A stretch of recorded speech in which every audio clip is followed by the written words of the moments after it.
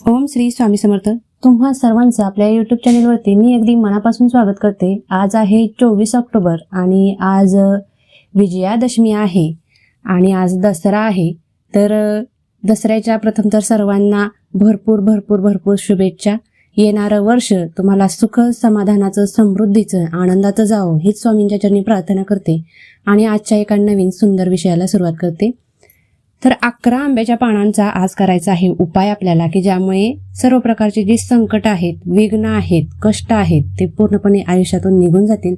आयुष्यामध्ये एक सकारात्मकता नांदायला सुरुवात होईल.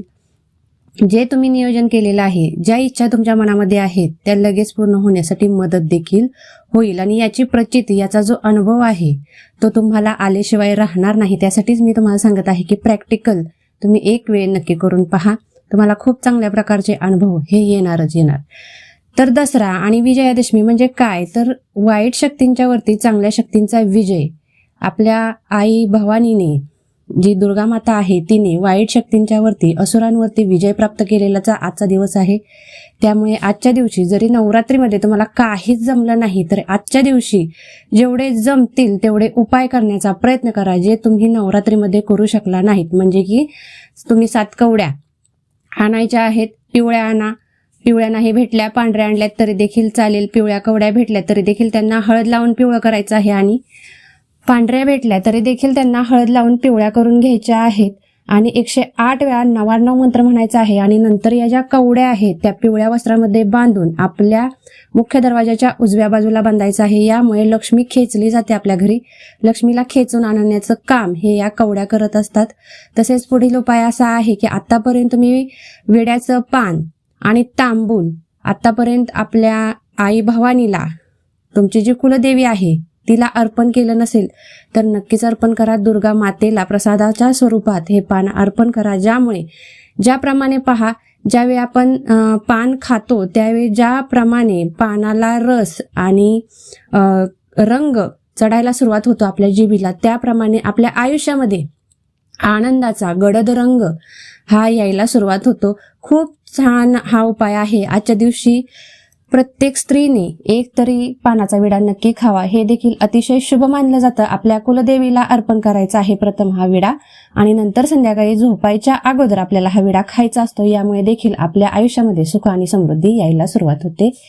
तर बघा, आज आंब्याची पाने जे आहेत ते 11 घ्यायचे आहेत आणि कच्चं सूत जे आपण वडाच्या झाडाला गुंडाळतो ना, ते सूत घ्यायचं आहे.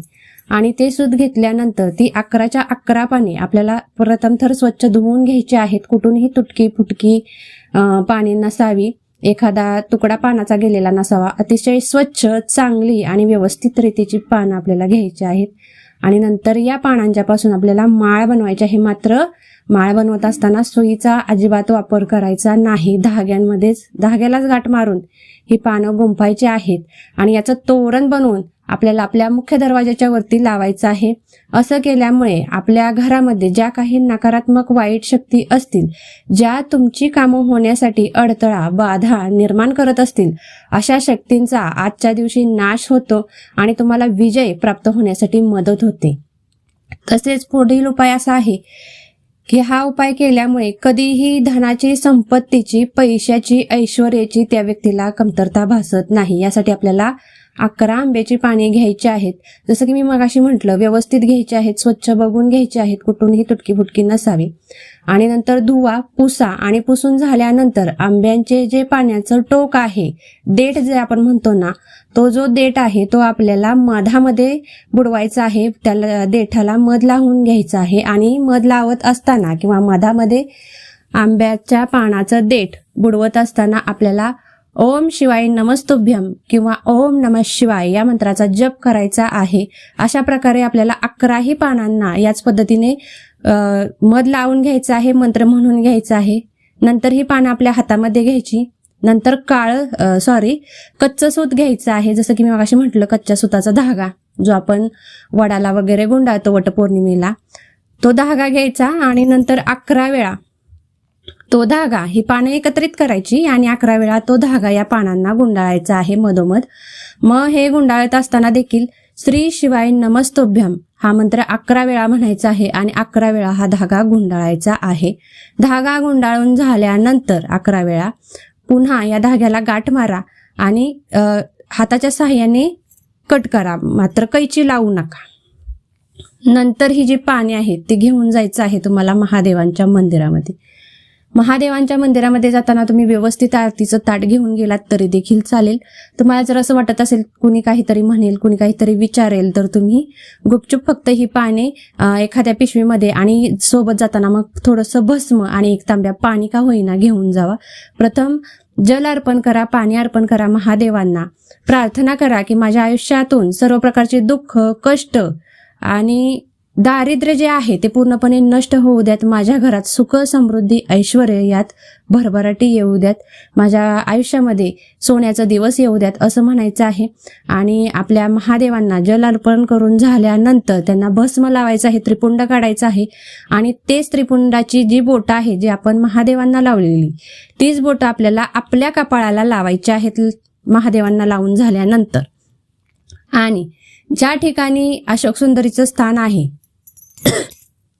महादेवांच्या लिंगावरती ज्यावेळी आपण पाणी जल अर्पण करतो त्यावेळी जिथून पाणी खाली येतं ती जलाधारी असते आणि तिथेच आपल्याला अशोक सुंदरीचं स्थान देखील आहे. तर माता अशोक सुंदरीच्या स्थानावरती जो म्हणजे ज्या आंब्याच्या पाण्यांना तुम्ही देठ लावलेला आहे, देठाला मध लावलेला आहे, तो देठ तुम्हाला महादेवांच्या पिंडीकडे करायचा आहे. अशा प्रकारे तुम्हाला ही पानं जी आहेत ती अर्पण करायची आहेत तिथं एकाच वेळी.